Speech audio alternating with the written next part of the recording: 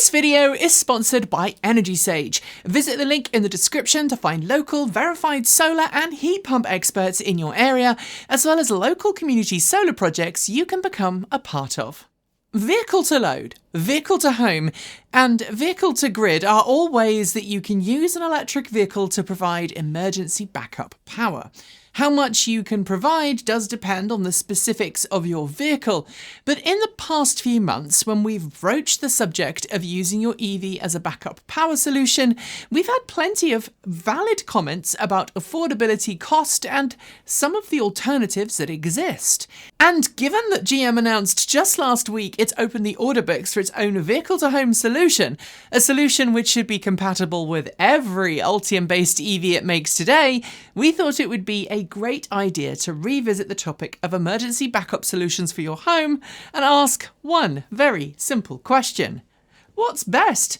An EV with a dedicated onboard mains inverter and V2L? A vehicle to home or vehicle to grid power inverter and two-way charging station that's hardwired into your home? Or maybe a dedicated off-the-shelf, be it grid-tied or off-grid battery backup solution? Or perhaps, for those who are feeling a wee bit adventurous, a DIY-built home energy solution made up from a salvaged EV battery pack? You might think the answer to that question would be very clear-cut, but sadly, it isn't. It does depend on a whole lot of different factors, from how much you pay for electricity you use at home, to how reliable your electricity grid is, to what your home energy usage is actually like. So today I'm going to try and delve into the various options and help you figure out which option could be right for you, while explaining why my chosen solution isn't the most straightforward, or indeed the cheapest option out there.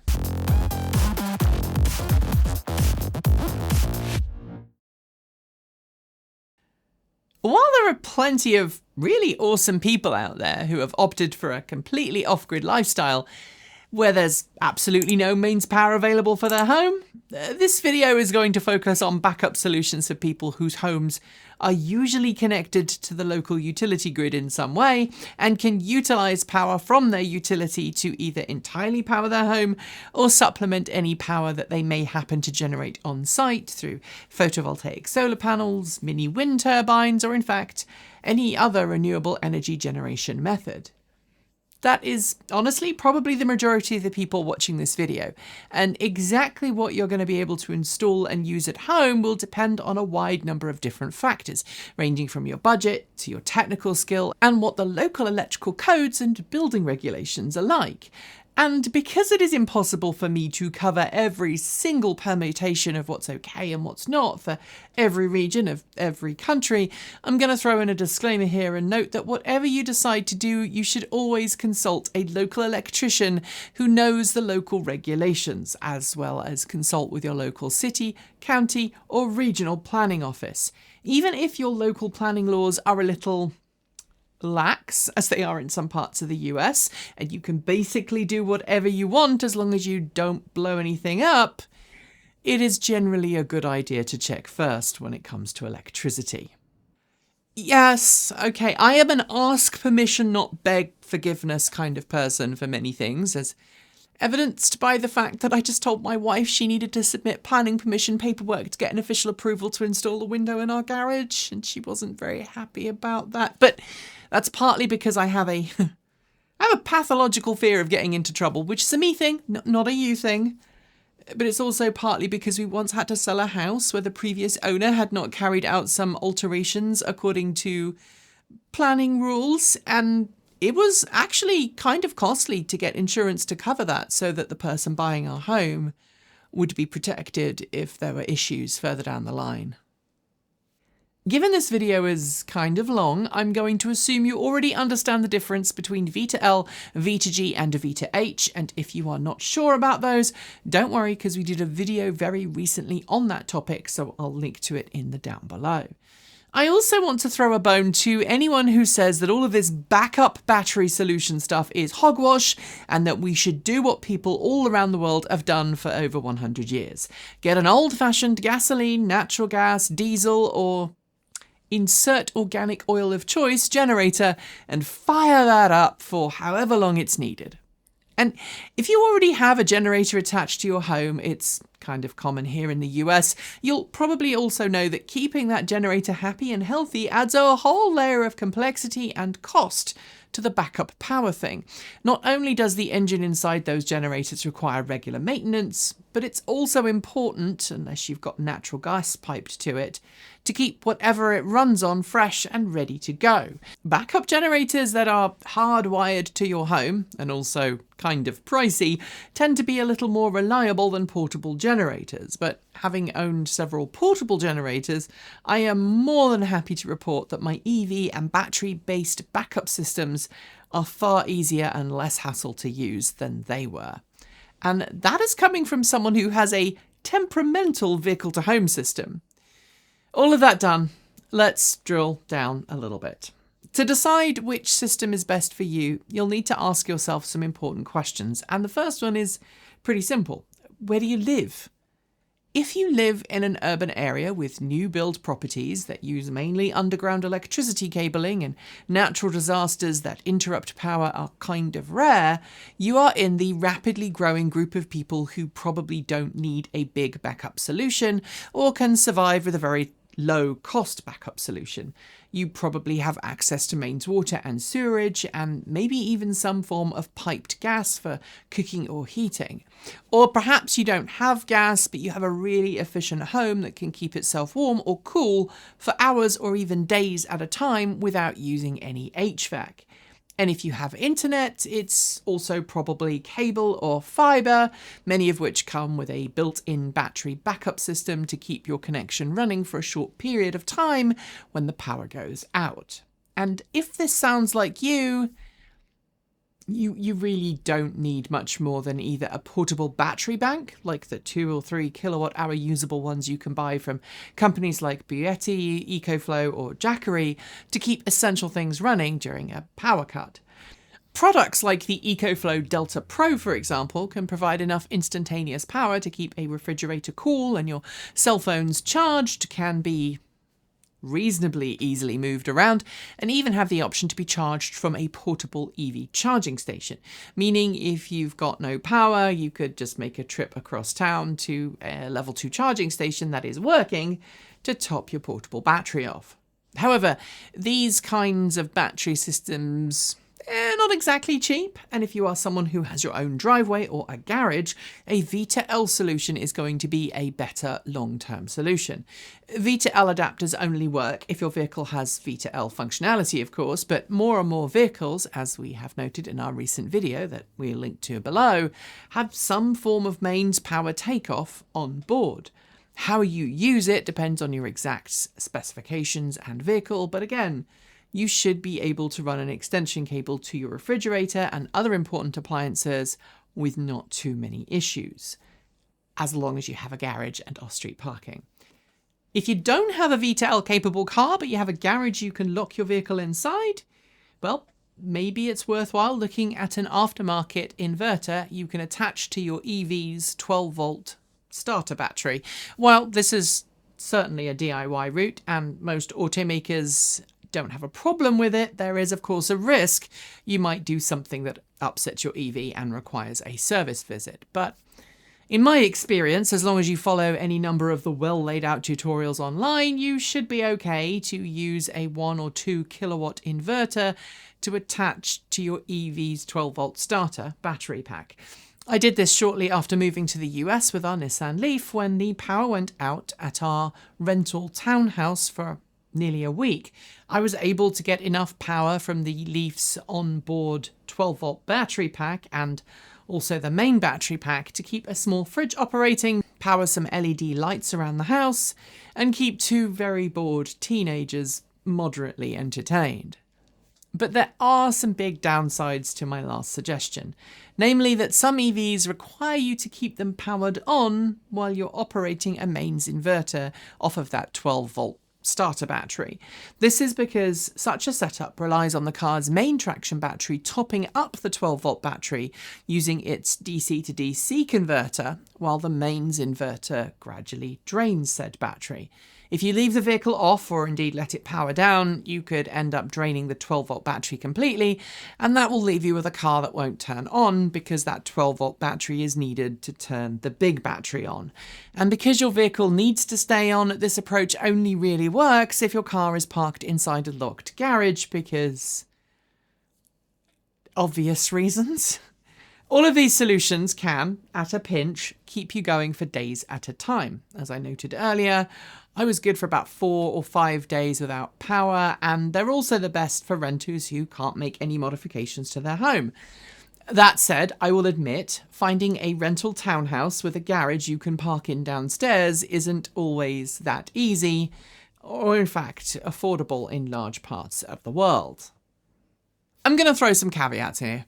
First, I want to reiterate that this only works for appliances you can physically plug in. I hope that's obvious. Second, if you have gas in your home for heating and cooking, those systems might not work if the electricity is out. They usually require some kind of electricity to operate, especially the all-singing, all-dancing ones. You should also bear in mind that the type of inverter you use is important. Kate said her 2 kilowatt camping inverter won't power her fridge because her fridge has a pretty high startup current required for its motor. Finally, if you are a Tesla owner thinking about running an inverter from your EV, think twice, because there was quite a well-known case here in Portland a few years ago when a Tesla owner got into trouble with a local service centre for connecting a mains inverter to their Tesla. I can't remember what the outcome of it was, but the initial thing was that they had a denial of service from some particular element relating to the inverter use. I have never heard of other automakers getting upset though, so do so at your own risk. Of course, if you are in an urban setting and either require more power than a V2L system can provide, or in fact the power that a backup portable battery can provide, then maybe a grid-connected battery system is going to be a better choice. That said, if you live somewhere where power cuts are rare, the amortization of the cost might take a while, especially if your local utility rates are pretty reasonable. However, if you already have on-roof solar, or you live somewhere where there's a substantial change in the cost of electricity depending on the time of day, and your local utility company lets you feed power back to the grid through a net metering system to earn cash, then you really should consider going for a grid-tied battery or a more comprehensive vehicle-to-home system.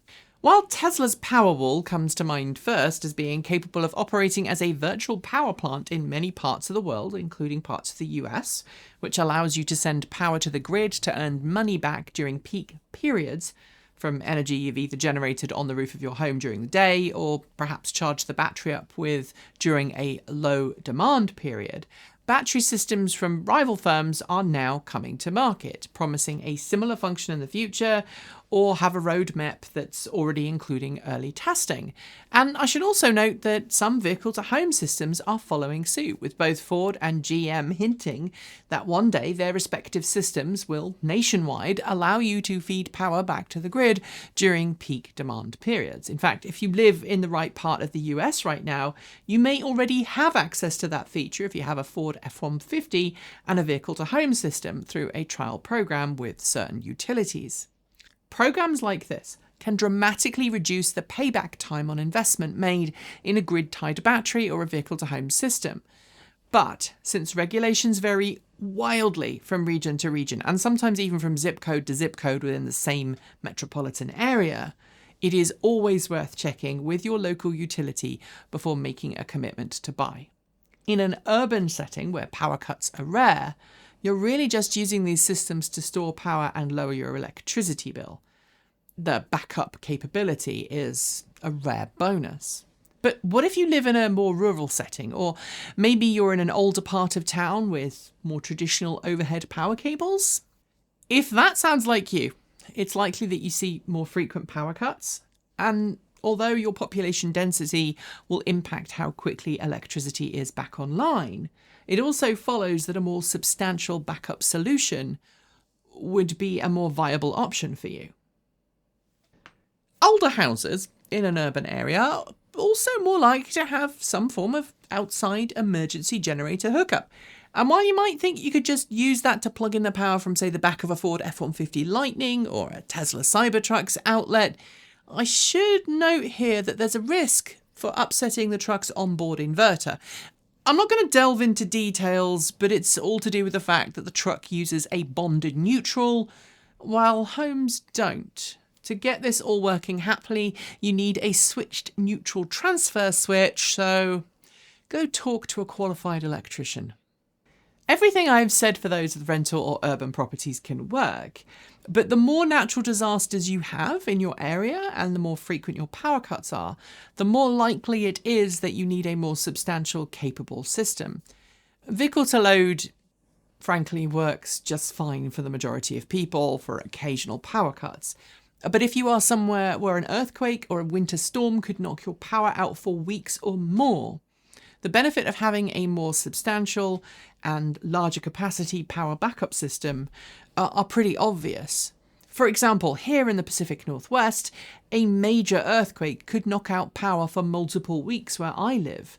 And that's for urban areas. If you live further out, as I do, the wait for power could be even longer. Of course, the gold standard here, if you have the time, money and skill, is either a battery backup solution that is tied to solar that can operate in a grid isolation mode, or a comprehensive vehicle-to-home system that can operate with the help of solar. Sadly, when it comes to my own system, the 15 kilowatts of solar panels I have on the roof of my home aren't compatible with the Ford Home Integration System, since the solar panels make use of microinverters and the Ford Home Integration System only works with string inverters. Eventually though, because I have some spare solar panels kicking around, I would like to add those spare solar panels to the Home Integration System so I can have at least a small level of solar assistance for my truck when our main power goes out. I'm not going to go into the details here, but the too long didn't read is that in order to work safely during a power cut, the solar panels not only need to be electrically disconnected from the outside grid using an automatic transfer switch, so they don't electrocute line workers, but they also need to be capable of only producing the amount of power that the home can physically use at any given instant. If your solar panels are generating more power than the home is using during a power cut, bad things happen. Despite that limitation though, I am honestly very happy with the system I have. And I'm going to come to its operation a little bit more in a moment, but it's worth noting that not all systems will operate in the same way. If you absolutely need to have off-grid solar generation capabilities, or you need to be able to charge your EV while there's a power cut, and you're not like me and have a second EV with the ability to charge the first, then you frankly should consider a house battery, and more importantly, a house battery that is compatible with the solar panels on your roof. And for that, if you're in the US, I frankly have a great recommendation for where to go to start the process. Today's video sponsors, EnergySage. EnergySage helps homeowners connect with local verified solar installers across the US and now heat pump specialists in select markets who really know their stuff and can help you navigate the process of installing solar panels, help you join a community solar program, or get a heat pump installed. I used EnergySage when we wanted to put solar panels on the roof of our home, and our EnergySage verified installers were professional, knowledgeable, and put us in touch with an amazing credit union that allowed us to finance our solar panels for as low a monthly payment as possible. So follow the links below to sign up for either of EnergySage's free no obligation services and get that ball rolling today. If you choose to use an EnergySage installer for your project, we will also get a small referral fee at the channel, so you'll be helping us out too. Before I leave grid-tied and home-attached batteries, I want to throw another option into the mix for those with the skills and the abilities to carry out DIY work, namely homemade battery packs. There are many different options out there on the market using a combination of off-the-shelf systems like the rack-based battery backup modules you can buy, and you'll find them reviewed on YouTube by folks like Will Prowse, through to salvaged battery packs that are given a second life through open source projects like those started by Dalla the Great on his YouTube channel and associated Patreon page. These battery backup solutions can be a great way to get a low-cost battery connected to your home. But as I said earlier, what's legal varies a lot, so check before you do anything. Look, insurance companies are risk averse, and if you are adding something to your home, whether it's off the shelf or homemade, making sure your insurance company knows about it is kind of important. Why? Well, if something were to happen to your home, even if it's nothing to do with your battery pack, the insurance company will want to know that the home has it, so that then when it comes to a loss, if the systems get damaged by a flood or a fire, then they know it's there so that they can cover it. They need to know, in fact, it needs to be in your home policy. So just call your broker to make sure it is, because it will save you headaches long term. Believe me. I've basically discussed both extremes of this all, and the reality isn't quite as clear-cut as you might expect. Everyone will have different requirements based on their individual needs. For example, if your local utility charges a lot for power and you have solar, a battery backup works because it's storing power you generate on your roof while you're out, so you can charge up your EV cheaply when you return. If you rarely have power cuts, V2L is enough, and if you're like me, you might find that there's another solution. As I mentioned earlier, I have 15 kilowatts of solar generation on my roof, and you might think it would be logical that I'd want to prioritise that generation backup, but I opted for just a straightforward backup. Why? Ultimately cost. A Tesla Powerwall setup, or indeed similar battery backup solution, capable of storing energy generated on the roof of my home to the same kind of power levels that I need to keep my home running, as I have with my F-150 Lightning and my home integration system, would have cost more than the truck and the home integration system combined. So it made more sense for me financially to buy the truck with effectively a free battery backup system, or rather a battery backup system with a free truck, than to have a separate battery backup system and a truck, especially since I live in an area that is far enough away from a major town that were there an earthquake, which is kind of likely here, or a major storm that brings down trees, again, my local road has been blocked multiple times in the last 3 years, or heavy snow that caused a power cut. It's happened 4 times or 5 times in the last year, then I'm going to want to stay home until the situation improves. Or, to put it another way, the times I'm going to need backup power for my home are also the times that I don't want to drive anywhere. Also, in my personal situation, our water, heating and sewerage all rely on electricity. We have no wood fire or backup heating source, and so therefore having some way to keep water flowing and on, and to keep the heat on, is kind of important. And yes, while an earthquake might impact the safety of the water from our well, we at least could keep our lights on. Some circuits in our home, like our stove and our dryer, aren't actually backed up by the truck, but we actually have alternative ways to cook warm food thanks to a toaster oven and portable induction cooktops, and I don't think I'm going to be using the dryer in an earthquake. To finish, I want to give you a word on how long a system can operate during a power cut, because that does depend on your usage. Here, at my house, we have a dramatically higher power consumption than most people, partly because I run a YouTube channel from our hallway server room. With all of our computers running and everything in normal for us house mode, I can drain the battery pack in my F-150 Lightning extended range in less than an A, especially if it's only charged to 85%, which is normally where I charge it to. But if I turn off non-essential appliances and make my energy consumption a little closer to what a normal average house might use, then my truck's battery pack can keep essentials going for far, far longer than that. Will it do the week long that some people are quoting for the F-150 Lightning? I don't think so. And based on the fact that my truck's battery pack is 131 kilowatt hours usable, I'd also suggest that GM's recent promise that its vehicle-to-home system can operate for 21 days when paired with the largest capacity Ultium battery pack is similarly optimistic. Basically, if you think range estimates for EVs are bad, you've never seen an EV backup power estimate, because They are works of fiction. Anyway, those are my thoughts. Let me know if I've missed something important out. Thanks for joining me today, and if you've got thoughts, make sure you leave them below in our Discord chat room, or you can reach out to us on Mastodon.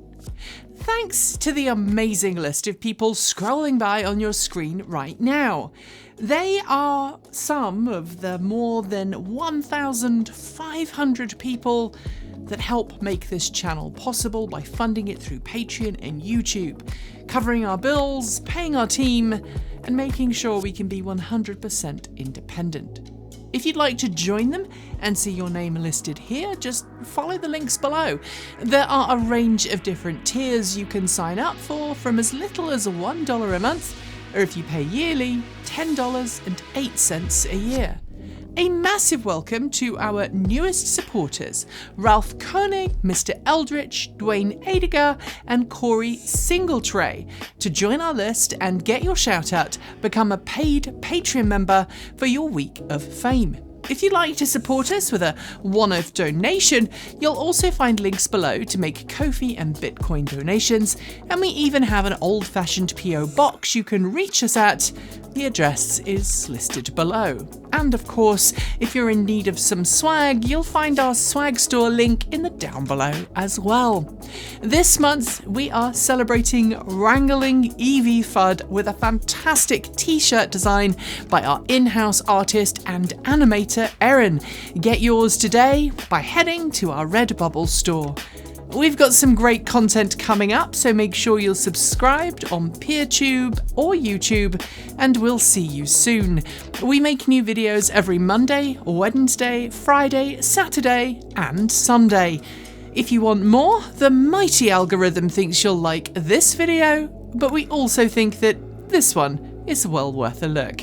See you soon, and as always, keep evolving.